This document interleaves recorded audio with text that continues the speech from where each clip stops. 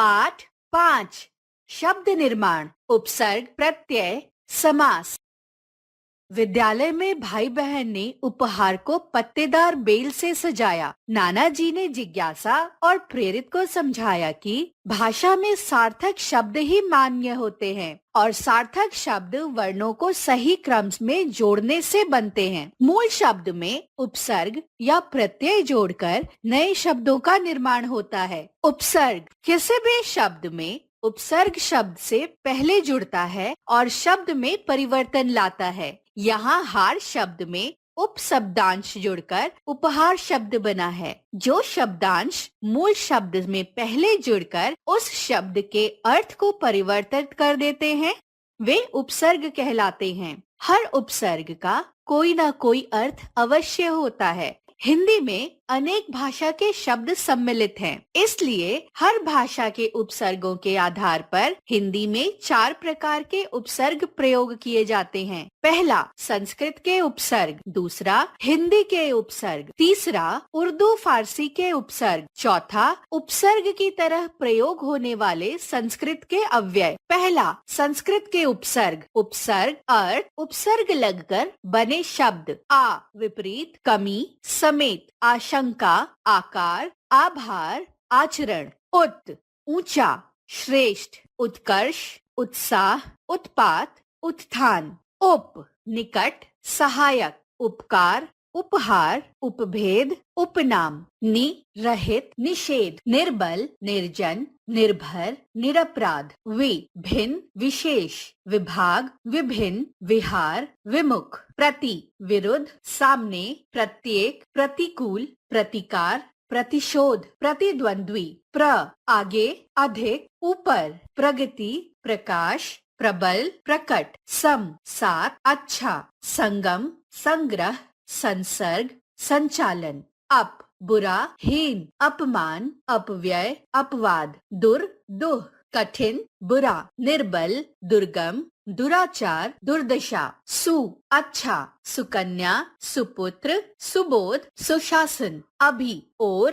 पास, सामने, अभिषेक, अभिनय, अभिभावक, अभियान। स्व निजी, स्वतंत्र, स्वरूप, स्वेच्छा, स्वागत। परिपूर्ण, आसपास, परिणाम, परियोजना, परिपूर्ण, परिजन। नि अधिक, अभाव, निवारण, निःशुल्क, निवास, निवेदन। दूसरा हिंदी के उपसर्ग। उपसर्ग अर्थ उपसर्ग लगकर बने शब्द। अ अभाव, कमी, अचेत, अज्ञान, अविश्वास, अविकसित। अध आधा, अधखिला, अधपका, अधकचरा। कु बुरा, कुकर्म, कुचाल, कुजात, कुढंग। स सु साथ, सहित, अच्छा, सहित, सपरिवार, सुविचार, सुअवसर। दु कम, दो दुगुना, दुभाषिया। पर दूसरा, पराया, परलोक, परोपकार, परदेश। अन्न अभाव, निषेध, अनकहा, अनसुना, अनदेखा, अनपढ़। उन एक कम, 29, 39, 59। तीसरा उर्दू फारसी के उपसर्ग। उपसर्ग अर्थ उपसर्ग लगकर बने शब्द। ना अभाव, निषेध, नहीं, ना समझ, नामुमकिन, नापसंद, नालायक। कम थोड़ा, कमजोर, कम अक्ल, कम समझ। ला बिना, लाइलाज, लाइलाज, लापरवाह, लाजवाब। हम साथ, समान, हम सफर, हम नाम, हम शक्ल। बद बुरा, बदनाम, बदसूरत, बदकिस्मत। बा साथ, बाइज्जत, बाकायदा, बाअदब। खुश अच्छा, खुश दिल, खुशहाल, खुशकिस्मत। दर में, दरअसल, दरकार, दरमियान। सर मुख्य, सरताज, सरदार, सरहद। बे बिना, बेमतलब, बेगुनाह, बेकार। चौथा उपसर्ग की तरह प्रयोग होने वाले संस्कृत के अव्यय। संस्कृत के अव्यय अर्थ उदाहरण। अपना, आत्मरक्षा, आत्मसम्मान, आत्मकथा। कु बुरा, कुचक्र, कुसंस्कार, कुबुद्धि। स सहित, सपरिवार, सप्रेम, सकुशल। स्व निजी, स्वयंसेवी, स्वयंभू, स्वरचित, सत, सच्चा, अच्छा, सत्कर्म, सत्पुरुष, सत्संग, सह, साथ, सहपाठी, सहचर, सहयोग, अंतर, अंततः, अंतः, अंदर, अंतर्गत, अंतःकरण, अंतस्थ। किसी किसी शब्द में दो उपसर्ग भी लगते हैं, जैसे उप मुख्यमंत्री बराबर उप जमा मुख्य जमा मंत्री, असुरक्षा बराबर अ जमा सु जमा रक्षा, असहमति बराबर अ जमा सह जमा मति, अनुपयोगी बराबर अनु जमा उप बराबर योगी। प्रत्यय। अब नाना जी ने समझाया कि पीछे चित्र में पत्तेदार शब्द में मूल शब्द पत्ते के अंत में दार शब्दांश जोड़कर पत्तेदार शब्द बनाया गया है। जो शब्दांश किसी शब्द के अंत में जुड़कर उनके अर्थ बदल देते हैं, उन्हें प्रत्यय कहते हैं। मूल शब्द या क्रिया के अंत में प्रत्यय जुड़ने से उसके अर्थ में परिवर्तन आ जाता है। हिंदी में दो प्रकार के प्रत्यय हैं। पहला कृत प्रत्यय, दूसरा तद्धित प्रत्यय। पहला कृत प्रत्यय, जो प्रत्यय क्रिया या धातु के अंत में जुड़कर नए शब्दों का निर्माण करते हैं, कृत प्रत्यय कहलाते हैं। कृत प्रत्यय लगकर बनने वाले शब्दों को कृदंत कहते हैं। कृत प्रत्यय से बने शब्द धातु कृत प्रत्यय, प्रत्यय के योग से बने शब्द पूज, झटक, चिंत, आ, पूजा, झटका, चिंता, ठक, ढल, आन, थकान, ढलान, बोल, हंस, ई, बोली, हंसी, दिख, लिख, आवट, दिखावट, लिखावट, काम, टेक, आओ, कमाऊ, टिकाऊ, कृपा, दया, आलू, कृपालु, दयालु। कृत प्रत्यय के निम्नलिखित 5 भेद होते हैं। पहला कृतवाचक कृत प्रत्यय, दूसरा कर्मवाचक कृत प्रत्यय, तीसरा करणवाचक कृत प्रत्यय, चौथा भाववाचक कृत प्रत्यय, पांचवा क्रियावाचक कृत प्रत्यय। पहला कृतवाचक कृत प्रत्यय, जिन प्रत्ययों से कर्ता का बोध हो उन्हें कृतवाचक कृत प्रत्यय कहते हैं। जैसे धातु प्रत्यय, प्रत्यय के योग से बने शब्द तैर, आक, तैराक, लड़, आकू, लड़ाकू, पालन, हार, पालनहार, फल वाला, फल वाला, लूट, एरा, लुटेरा, टिक, आओ, टिकाऊ। दूसरा कर्मवाचक कृत प्रत्यय, जिन प्रत्ययों से बने शब्दों से कर्म का बोध हो उन्हें कर्मवाचक कृत प्रत्यय कहते हैं। जैसे धातु प्रत्यय, प्रत्यय के योग से बने शब्द चढ़, ना, चढ़ना, कथ, नी, कथनी, खिल, औना, खिलौना, अड़, यल, अड़ियल। तीसरा करणवाचक कृत प्रत्यय, जिन प्रत्ययों से बने शब्दों से क्रिया के साधन का बोध हो उन्हें करणवाचक कृत प्रत्यय कहते हैं। जैसे धातु प्रत्यय, प्रत्यय से बने शब्द झूल, आ, झूला, रेत, ई, रेती, चट, नी, चटनी, बेल, न, बेलन। चौथा भाववाचक कृत प्रत्यय, जिन प्रत्ययों से बने शब्दों से भाव का बोध हो उन्हें भाववाचक कृत प्रत्यय कहते हैं। जैसे धातु प्रत्यय, प्रत्यय के योग से बने शब्द लिख, आई, लिखाई, दिख, आवा, दिखावा, बह, आओ, बहाव, घबरा,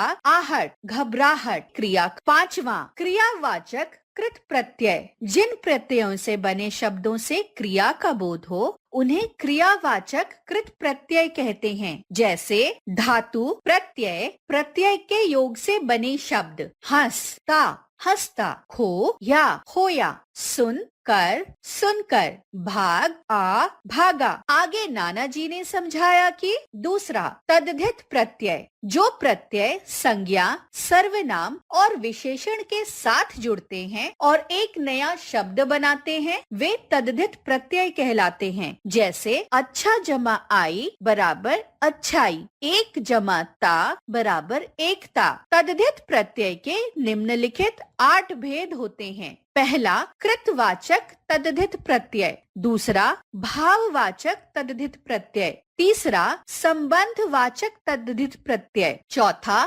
गणनावाचक तद्धित प्रत्यय। पांचवा गुणवाचक तद्धित प्रत्यय। छठा लघुतावाचक तद्धित प्रत्यय। सातवां स्थानवाचक तद्धित प्रत्यय। आठवां सदृश्यवाचक तद्धित प्रत्यय। पहला कृतवाचक तद्धित प्रत्यय। कर्ता का बोध कराने वाले प्रत्यय कृतवाचक तद्धित प्रत्यय कहलाते हैं। जैसे मूल शब्द प्रत्यय, प्रत्यय से बने शब्द लकड़ हारा, लकड़हारा। माल ई माली, फल वाला, फल वाला। सौदा गर, सौदागर। दूसरा भाववाचक तद्धित प्रत्यय। भाव का बोध कराने वाले प्रत्यय भाववाचक तद्धित प्रत्यय कहलाते हैं। जैसे मूल शब्द प्रत्यय, प्रत्यय से बने शब्द मीठा आस, मिठास। सुंदर ता, सुंदरता। बच्चा पन, बचपन। नरम ई नरमी, भला आई, भलाई। ऊंच आई, ऊंचाई। तीसरा